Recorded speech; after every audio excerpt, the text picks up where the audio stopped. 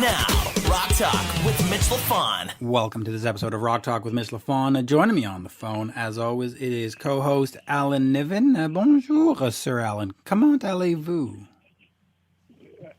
One more day and one more morning, and when you get to be 28 years old like I am, that's almost an achievement. So, It is. I have my little gratitudes, and I look at the crazy world around us, and I'm happy that it's a beautiful day, and the air is clean and clear, and the sky is COVID blue. It's lovely. It is COVID blue. A lot of shows actually starting up in the States, but we're not here to talk about that. We're here to talk about We Are the Bastards, or We're the Bastards, the new album by Phil Campbell and the Bastard Sons, which essentially is his entire family. Other than the singer, everybody in the band is related to Phil, which is actually kind of cool, come to think of it. We talk about Eddie Van Halen and Alex, but not Alex, Wolfgang. But Phil has his actual sons in the band. Is that a cool thing? I mean, to me it is.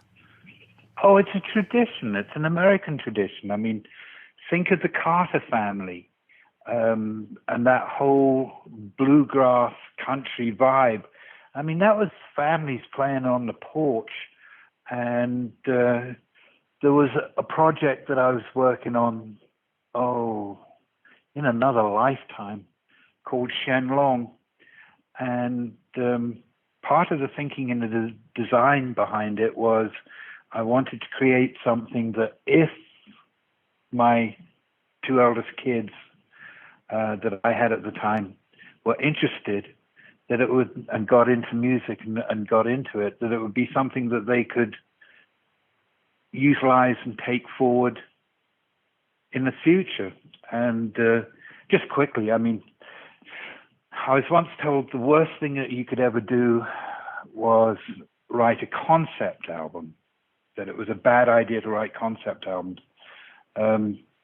And of course, being a bit of a contrarian, my thought was, so, in America, we don't like albums that have a theme and an intelligence to them. Well, excuse me. So anyway, I set out to write 3 concept albums, and they were all about the same subject, alienation. And the first album was about alienation from the self. The second album was about alienation from other people. And obviously the third album was about alienation from Hockey? A sense of the divine. Oh. No, a sense of the divine, a sense of spirituality.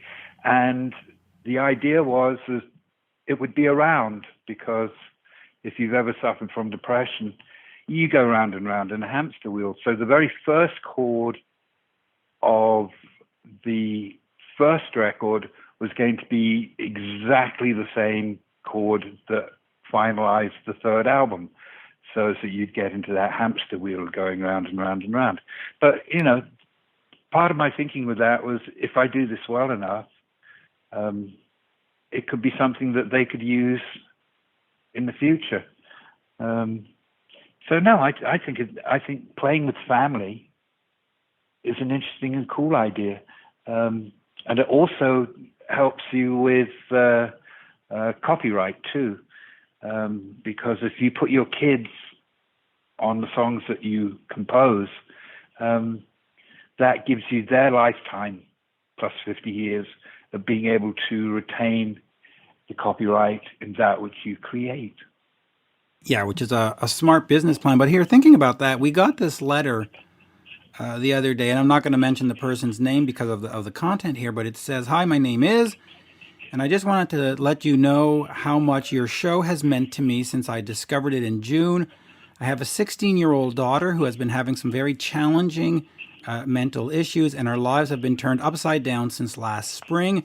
I'm not telling you this because I want you to feel sorry for me or anything like that, but just to let you know that your show has been a bright spot for me, and I believe it or not, and believe it or not, has helped me cope with these hard times. I just listened to your Van Halen tribute show, and it was beautifully done. You and Alan are like the big brothers I never had. A peace to you, my friend, signed this person. I shared that with you before, but since you brought up the idea of depression and mental health, I just wanted to share that with you because, after COVID hit, I got into a space where I just like getting up and walking the dog and getting up and walking the dog. And then I go, oh, don't you want to go to shows? And I'm like, yeah, I love shows, but I really just like getting up and walking the dog. So I'm not necessarily depressed or anything, but I kind of like the quiet. I like this new normal. And I've thought maybe it's time to roll down the show and not do it as much. And then you get a letter like this and you go, okay, yeah, that'll motivate me to keep going. What do you think of that letter? And I'm purposefully leaving the guy's name off of it because I don't want to embarrass him or cause him any whatever. But what do you think of that note we got? I think it's very touching. And in point of fact, when you were reading that, I got a little wave of goosebumps because, it's good to know that when you're putting your energy into something, that it does actually reverberate with others and connect to others.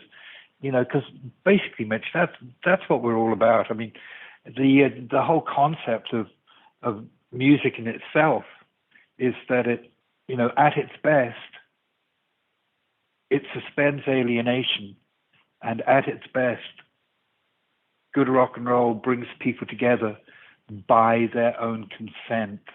We live in a coercive world full of rules and peer pressure and stricture but if you're going to sit across the room and play a song for me and I recognize the emotion and the spirit within that song, then a willing bridge of humanity forms between us, and it's by our consent, and It's not forced.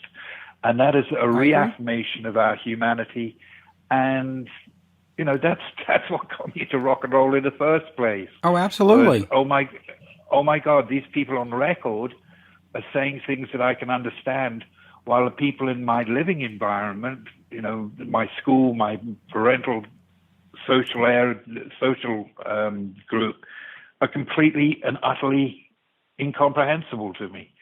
So that's what we do it for, is connection. Yeah, no, and that was an unexpected email, or in fact they reached out through Twitter, and it floored me because I was just like, wow, that's deep, for the lack of a better word, and then you do you know what? Go ahead. Do you know Ian Forster in his novel Howard's End had a 2-word preface. And the 2-word preface has stayed with me ever since I read that book, had to read that book in school. But the 2-word preface was only connect.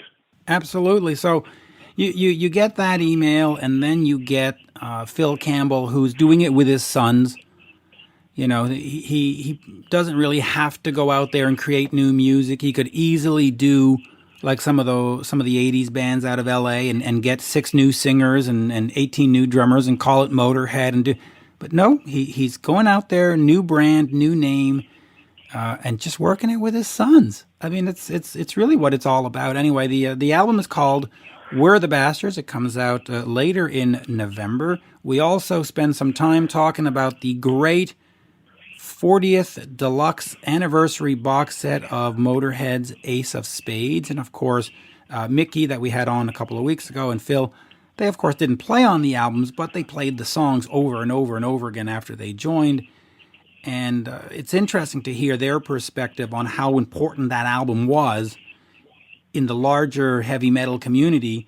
And, they were on the outside looking in when it came out, and then they were on the inside looking out when they joined. And so I think their perspectives are unique and interesting. Shall we get over to Phil, dear sir? Yeah, I think that's a brilliant idea. Let's see what he's got to say about it. Here is the one, the only, Phil Campbell. We are speaking with Phil Campbell of Phil Campbell and the Bastards Sons. The new album is called We're the Bastards. And as we say here in Montreal, Phil, bonjour. How are you? I'm very good, thanks. Yeah, looking forward to the album coming out.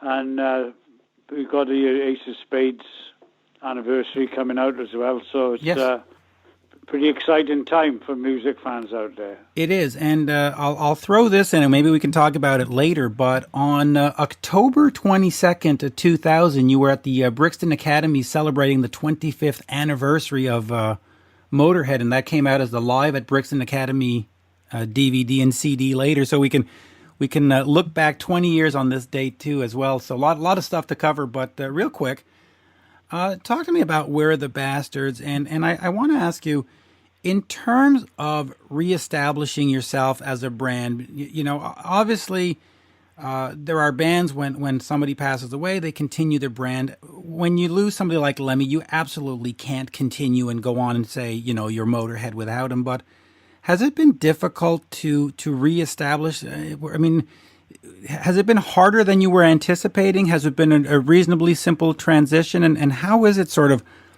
saying, hey, I'm Phil Campbell. I'm doing something new now?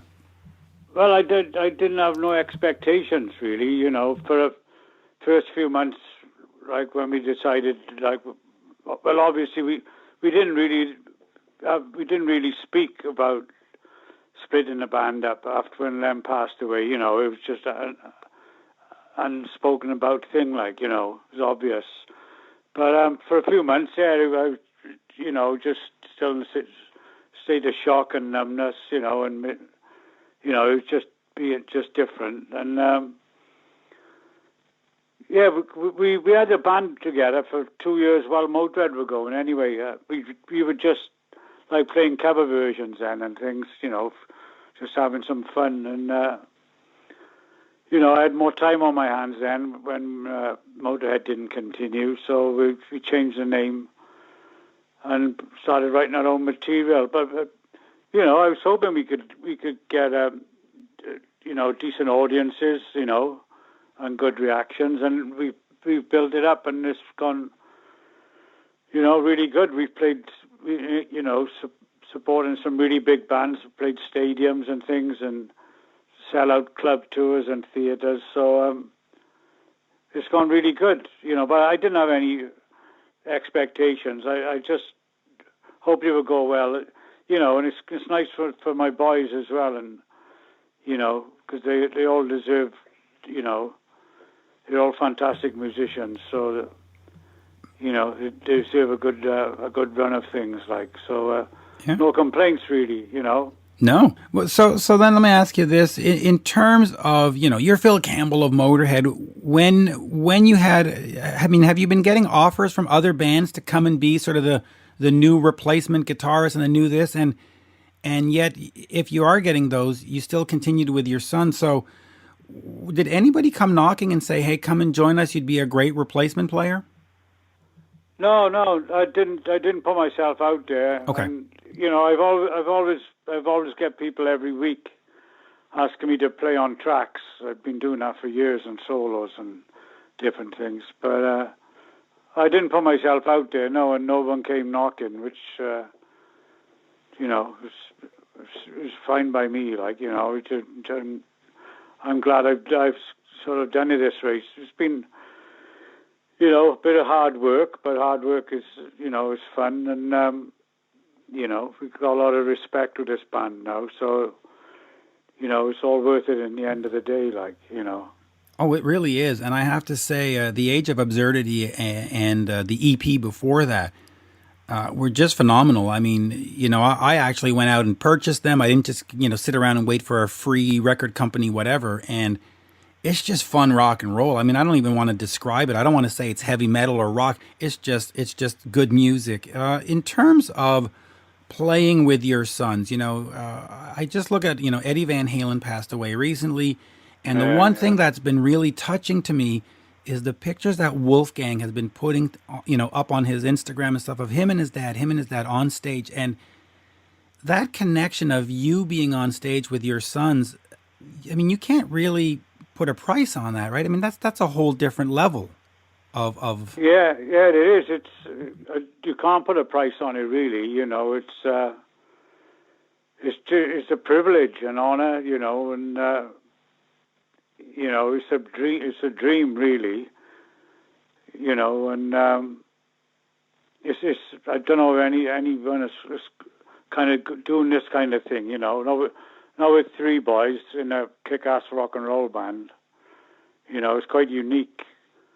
But it's, unless you've got to experience it really to, but lots of times on the stage I forget it's actually my boys there playing with me. The band's steaming along so great, we're kicking ass, and I'm just in my mind frame of, for a few seconds, like, oh yeah, this band's sounding great on this track, or this tonight, and then it'll hit me back. Oh God, it's my voice. Like, it goes in and out. Like, it's like different perceptions and that all the time.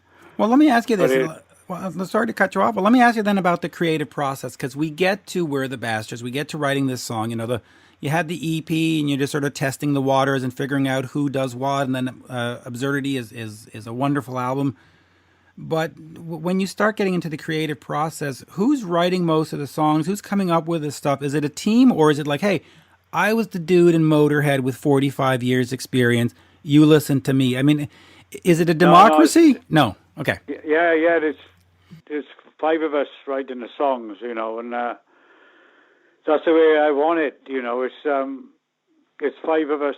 It's five heads. For me, it's a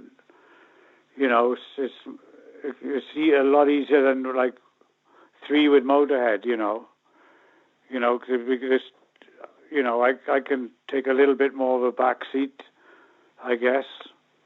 But with Motörhead, we got it in the end. It was great. Sometimes I personally struggle for a few days.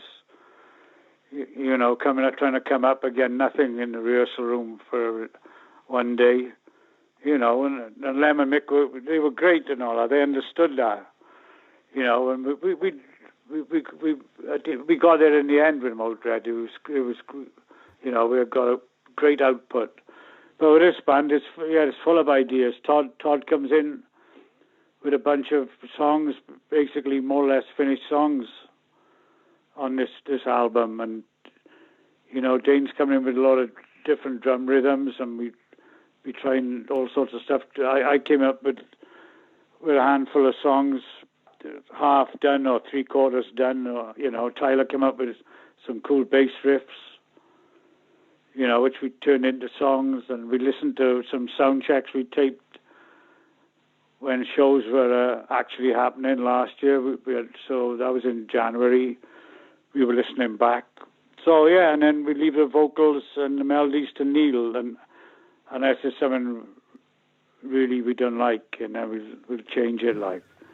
But it's Campbell, and Starr on the writing credits. That's right. He's the star in the whole. No, let me ask you this: in terms of the musical approach, how important is it that when you're writing these songs and creating these albums, that these songs could eventually make it to the stage and be performed live, or are some of these songs written for like, no, these are just meant to listen in your car. These are not meant for the stage. I mean, how important is it that these songs can be performed live eventually? Well, we know not all of them. We know we don't have to perform them all live. We definitely want to, a lot to be available, a lot to be stage worthy. Some songs end up they're super cool, but if they'd work with our crowd in the allotted time we have to play, and we don't know, but I think to me it's always been my philosophy is that the song comes first. I don't see the point in playing a full set of half-assed songs, really. Songs, it's got to be good songs, and then, and then try and work the set, see what you've got there. And the more songs you've got as well, the more you can change them around in the middle of tours, This new album, we've got 13 brand new songs, nowhere to play them at the moment, but that's another matter, but 13 brand new songs, so put that together with the other songs, the other material we've written. for the EP and the first record, and there'd be quite a lot of choice there. So it's interesting. You know, it'd be great if everything we wrote would work well live, but Right. you know, some work better than others. You can always try them out. You can always try a song live if you're not sure, and after a few shows, it'll become obvious if it's working in the set or not. Like, you know, but I think the music should come first, you know, before any secondary Considerations. thought, you know. Yeah, let me ask you that, Yeah. because I mentioned at the front there, live at the Brixton Academy, and of course you just mentioned the ability to go out and play these songs live, and you can't. How important is it for you to get out there and play these songs? And also, how important is it in terms of the promotion? Because, you know, you look at a band like Motörhead, you look at a band like Phil Campbell and some other bands, they cut their teeth on playing live. It's nothing to do with the official UK charts or the Billboard 100. Nobody cares about being top 40 when you're in Motörhead or in Phil Campbell. So you need to be in a club with sweaty fans buying the T-shirts. So how does it sort of change the entire approach to the promotion of this album, knowing that for now the brakes are on and you can't do what you would normally do? Yeah, it's you know, it's unprecedented so far. All this. I mean, with Motörhead, we knew we were never going to sell millions of albums. We never like a platinum selling band, you know. So we went out and did the gigs, which we used to love anyway. But you know, we can't do gigs now. So we put out like three videos so far, and we got another video coming out when the album's released, you know, and been doing press, making people you know, aware the album's coming out, you know, and things have been getting played on the radio and stuff, but there's only so much you can do, really, you know. But I'm an optimist, and I'd like to think that before too long things can get back more or less to normal if we get a good vaccine for everyone and that, you know. And then there's going to be a lot of smiling faces in the rock and roll world. Well, all artists and fans of the arts, you know. They'd be able to... We'll get out there and we'll start enjoying you again. Do you think that the current situation is going to hinder your ability to get this record to fans? Do you think that people are not going to be able... I mean, does it hurt your promotion cycle at all, not being able to be on stage? I don't know. I guess it's going to make some difference, but... You know, we're really trying to make the awareness of it in the only way we can do now with, you know, with the media and stuff, you know, and I guess our sales will tell at the end, you know. Yeah. But you know, we made a bloody great album here. I'm over the moon with it. I can't wait for it to come out. Yeah, listen, I've had a chance to preview it. It is absolutely fantastic, and I'm just glad that you're still going and still doing this. So let's spread the word. That's bar none. If I may, just real quick about the Ace of Spades box set. Now, of course, it's an album that you didn't play on, but overall, it is one of these albums that is not only fundamental in the history of Motörhead, it is fundamental in the history of heavy metal and hard rock. When you were out of the band and this thing comes out, or you weren't in the band yet, I should say, you weren't out of the band. When you weren't there yet and you see this come at you and you take it from that outsider's perspective, what was it like when you first heard Ace of Spades and you went, oh, fuck, yeah, they got something here, these you know? What was that like? Well, with Bomber and Overkill, they kind of scratched the surface a bit. But, you know, when Ace of Spades came along... It was just everything gelled. I mean, it's got an album full of great, tight songs. You know, great production. You know, Taylor's just whacking away on the kit, which you know, like no one else can do. Like Lem's at full growl on his bass. Eddie's thrashing away. They got Three Amigos album cover.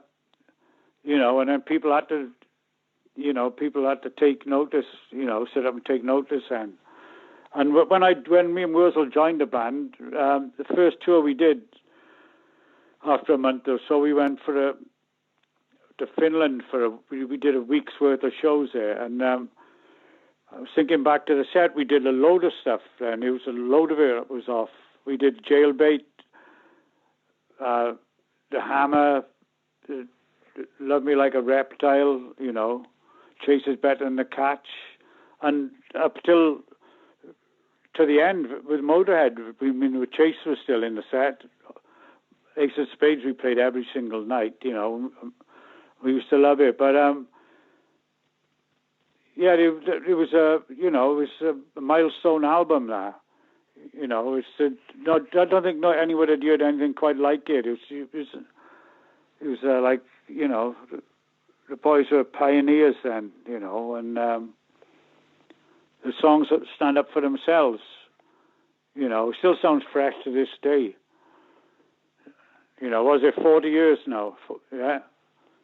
It's 40 years, and that's what the deluxe box set. So, let me ask you two questions about the box set and also about the music. When the box set comes out, which is October 30th, I believe, how involved are you? Because you weren't in the band, so do they come to you and say, "Listen to these demos. Do you think we should put them out?" Or does the record company just send you a notice and say, "Hey, this is coming out"? Like, are you part of the process to put these box sets together and these deluxe editions together? Yeah, we can be as much as we want. I mean, me and Mickey, I think one of the issues is we are the road crew with me, Mickey, and Lem live. I'm not sure which year it was, or it might be from a German show, but we okayed that, and I made sure we said yes to that, and we got a general idea what's going on, but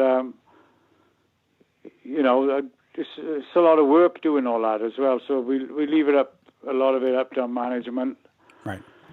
They're making good decisions. We make sure the fans get value for money as always. And I hopefully with it, this can, show a whole new generation of rock fans, what it's about. I'm staring at it right now. It looks absolutely incredible, this thing. I mean, it's unbelievable. Live concerts from '81, live concerts from other times. In terms of the actual music, though, it comes out. You said it was changing. They scratched the surface on the previous albums, and this one was like, wow. You're then invited into the band, and you have to learn these songs. Do you say to yourself, "Well, these are perfect, so let me just play them note for note," or as a guitarist, you think there and go, if I just did this little doodle, or I added this little ping, or I added this little whatever flourish, I'll make it my own or make it better. How did you approach covering this material? Well, it kind of evolves over a period of years, but initially, you try and get it close. You don't want to lose the essence of the song. It can't stray away from what the recorded song is. But Eddie's style was, and myself and Wurzel's styles were all a little bit different, so, we probably adapted as well as we could to get them sounding as close as we could. But then as you go along, when you've been playing them on stage every night, you might flick a little lick in here, and then, 20 years down the line, it could be quite a difference from when you started off playing it live. But you don't go telling the rest of the band that. No, because it's so loud anyway. No, that's right. Things evolve sometimes, and and other times you just keep it straight. But that Ace of Spades album is a set of great songs.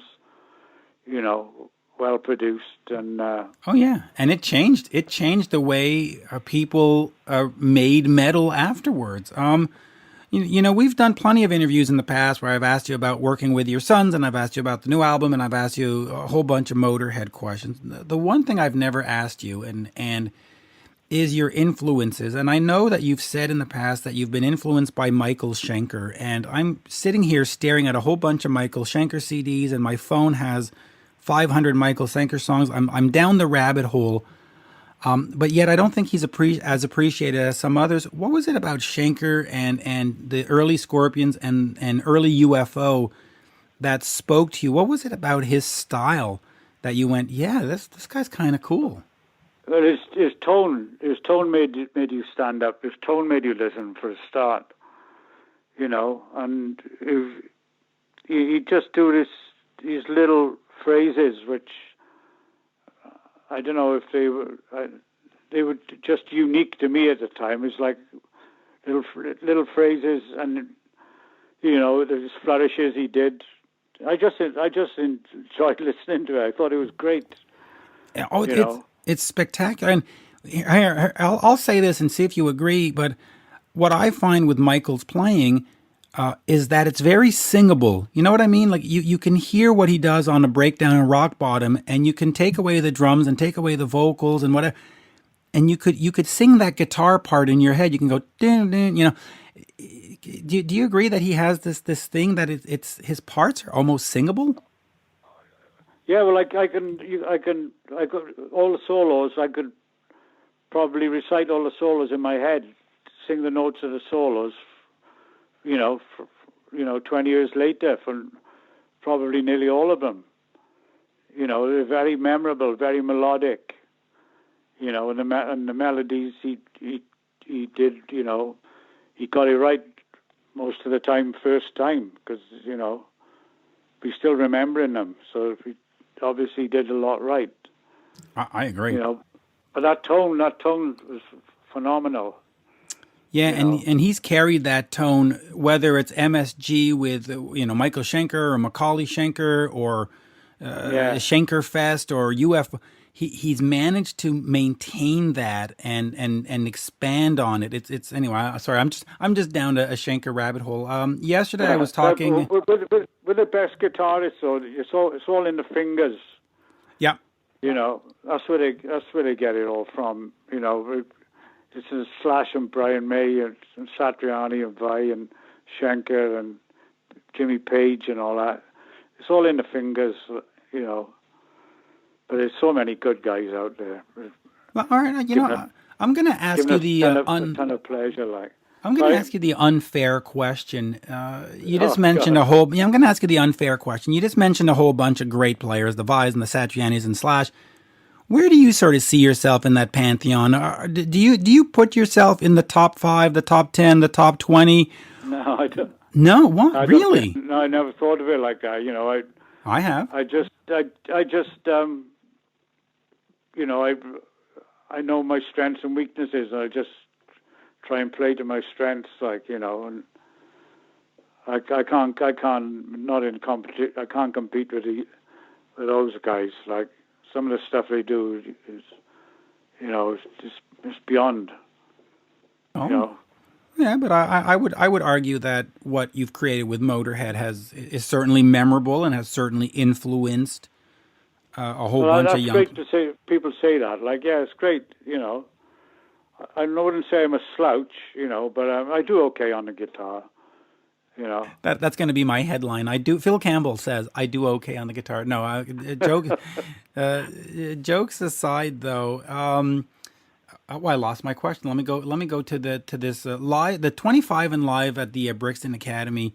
Talk to me a little bit about that evening, because we're actually I remember. Hold on. Let me go back to my original question. Yesterday I was speaking. Alan Niven and I were interviewing Mickey D. And we asked Mickey, do you see yourself at some point in the next 5 or 10 years doing a Motörhead tribute show, a tribute to Lemmy, where you get in a bunch of players and a bunch of vocalists and whatever, and you just resurrect the music for a night and say, okay, folks, listen, we're not reuniting. This is not Motörhead Part 2. We're not going to be doing that.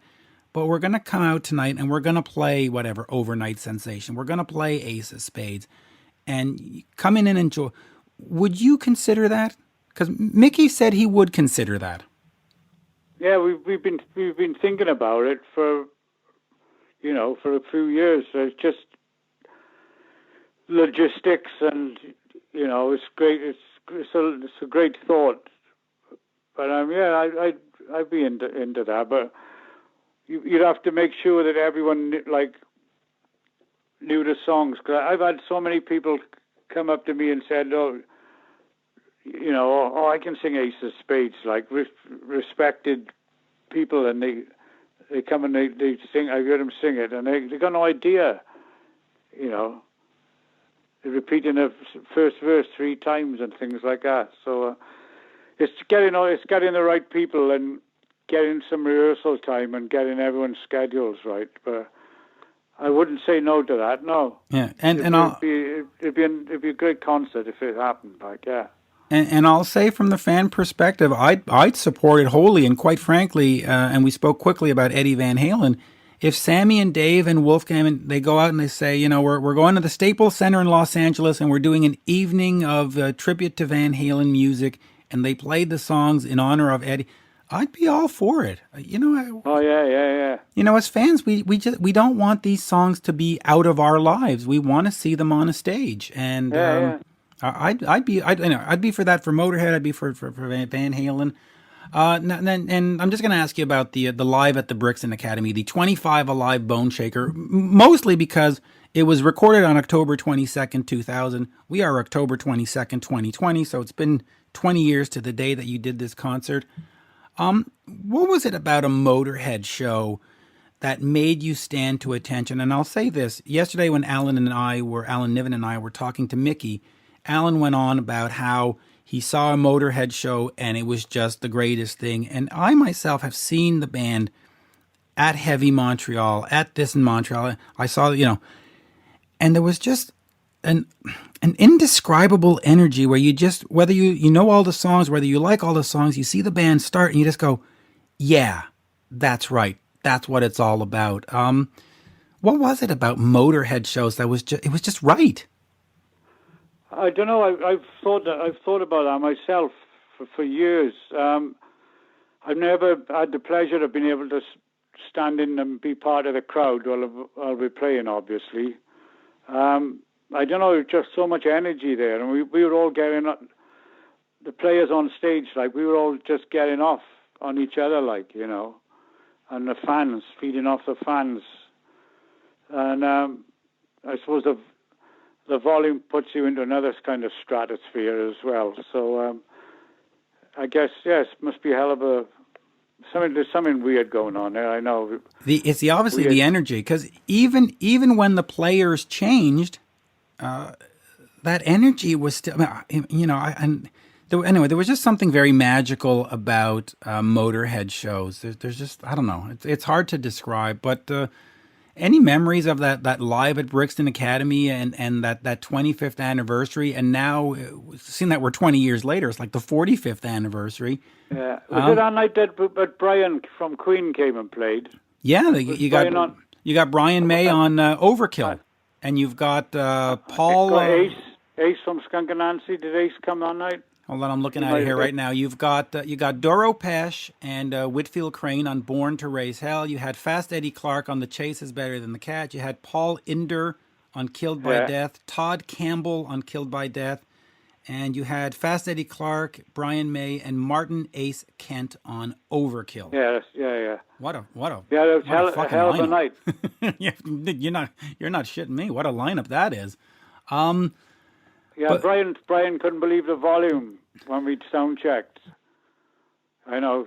I mean, Queen are loud. If you've seen Queen, yeah, Brian's pretty loud with a room full of Voxes, But he said in just nearly, blew him away, the volume. But he enjoyed it. Well, I mean, Queen has to play loud. Have you seen the crowds at Wembley and all those other places? You got to play super loud to get people to hear you in the back seats. Yeah. On that, folks, We Are the Bastards comes out in November. Phil, this is always an absolute pleasure. We've done this a bunch of times, and I never get bored of it. You're just great. You're fantastic. Thanks, Mitch. And It's always a pleasure talking to you as well. Yes, and as we maybe we can come and play for you one of these days. Come over the water. When things get back to normal, it'd be great. Oh, I'd love to have you back in Montreal at some point. It's been too long, and we need good rock and roll to lift our spirits. But as we say in Montreal, merci beaucoup. Thank you so much. I remember a great show we did there. Was it a Spectrum with Sabbath? Yeah. Years ago? Yeah, that would have been... that was great. 86, 87, something like that? I don't know. You did... Listen, the last show you did... Later than that, I think. Later than that? Yeah, okay, maybe. But you also did... the last one I saw with you was with Anthrax at the Olympia Theater. Okay. And we know it was just a couple of months before Lemmy passed, and I respected the hell out of him, because to see him stand on stage knowing what he was going through, now that we know, I have no idea how he got there and how he even contemplated playing that show, and yet he delivered it, and it was a Motörhead show. Yeah, he delivered it right to the very end. I mean, my God. Yeah, that's what he wanted to do. Yeah. But I have no idea how he stood there for 2 hours and delivered a kick-ass, high-octane Motörhead show despite everything that was going on. I'm amazed and baffled. Lem is Lem. End of the story, really. There's nobody put together quite like that guy, I don't think. No, so I never met anyone anyway. No, so rest in peace, Lemmy. Rest in peace, Eddie Van Halen and Phil. Yeah. Merci beaucoup. Thank you so much. Okay, Mitch. All right, take care. Have a great day. You too. Cheers. Speak to you soon. Bye-bye. Bye-bye now.